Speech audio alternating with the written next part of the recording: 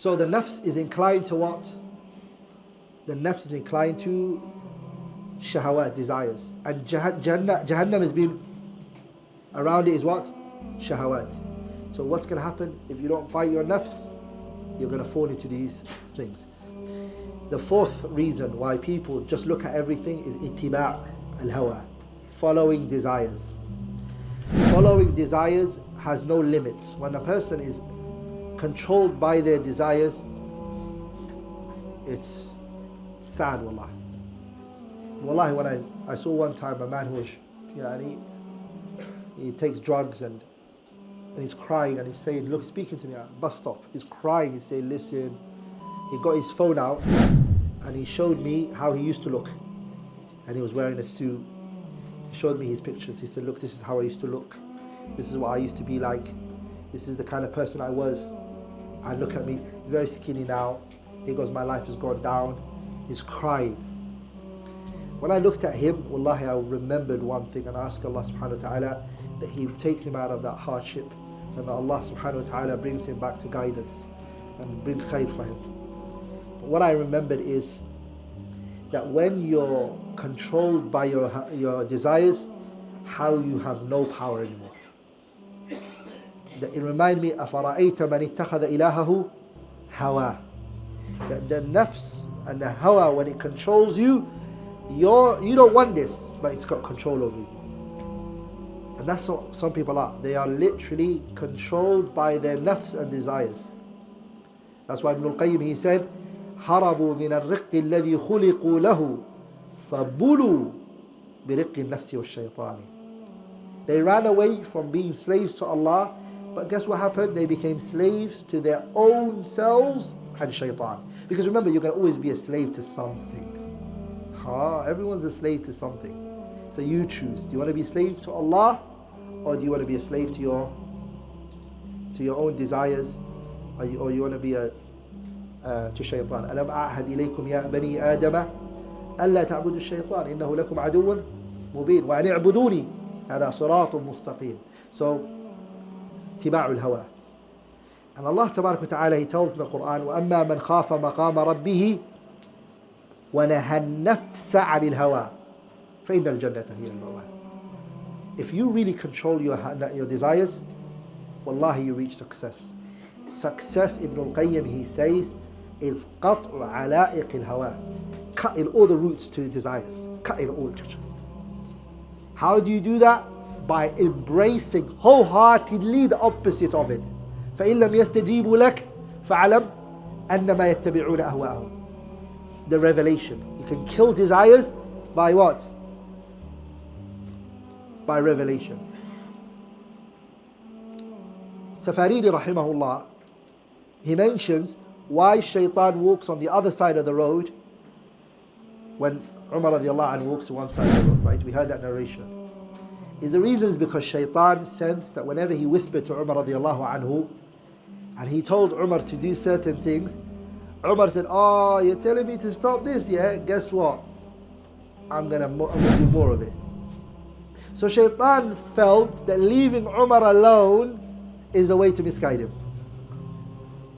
Are we all together, brothers? And then he says something which stuck with me. Umar controlled his nafs. He was holding the zimam. He was holding it by the front. The zimam, it was from the front. Forehead, yeah. He was holding it. He's controlling it.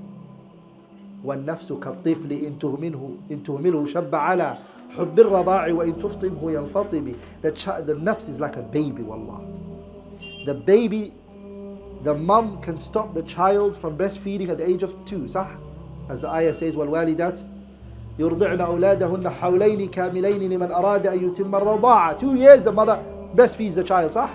After 2 years of breastfeeding, the mum has to say to the child, guess what? Don't come close to me. Anyone who's married who has a wife knows that.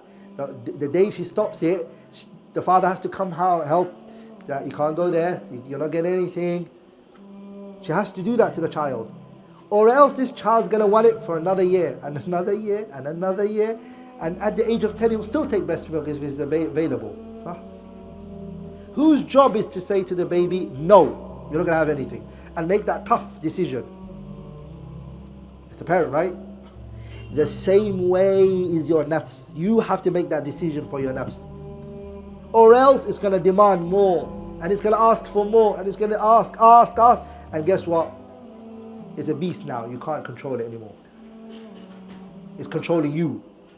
So the way to deal with desires, my brothers and sisters, is to do that. Number 5, the 5th reason why people look at everything is ar-rufqati sayyi'ah. People hang around with evil people. So what happens? By being with this person, he says, hey, friend, look at that woman over there. And the boy looks, where's she? Oh, yeah, that one.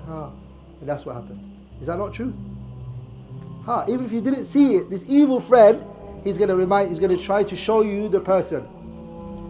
And that's what the hadith of the Prophet means. مثل الجليس الصالح والجليس السوء كحامل المسك ونافخ الكير. The example of the what? Good friend is like a perfume owner and a blacksmith. You know, when you go to a perfume shop, there's a lot of benefits you get from it, other than the fact that you get a perfume from it and you buy from it. When you go to a perfume shop, the perfume owner has to allow you to smell the perfume, right? So you get a nice smell while you're there. Sah? Also, he might say, Akhi, let me put this perfume on your hand. So even if you don't buy it, you just rub it and you leave, and you might get other people say, mashallah, where do you get this perfume from? And if you're not married, maybe it might be a chance for you to get married. Sah? So there's a benefit in it. Sah? Also, the fact that even if he doesn't put anything on you, the fact that you're sitting there and you're in that place that smells nice, it's just pleasant for the person. That's exactly like the good friend. You benefit from all directions. Even if he doesn't talk, by sitting next to this person who's righteous, there's a lot of things that you're going to get protected from. There's a lot of things you're learning from this person's silence, and the way that they think, and the way that they move, and the way that they say things. There's things you benefit. Even the jokes, you might get benefits from it while they're joking with you and telling you. No, he's a good friend. Sah? Are we all together? The good friend is that beneficial person. Now, a person who is an evil friend, my brothers and sisters, sitting with them will kill your nafs. It has a very serious, wallah, consequence.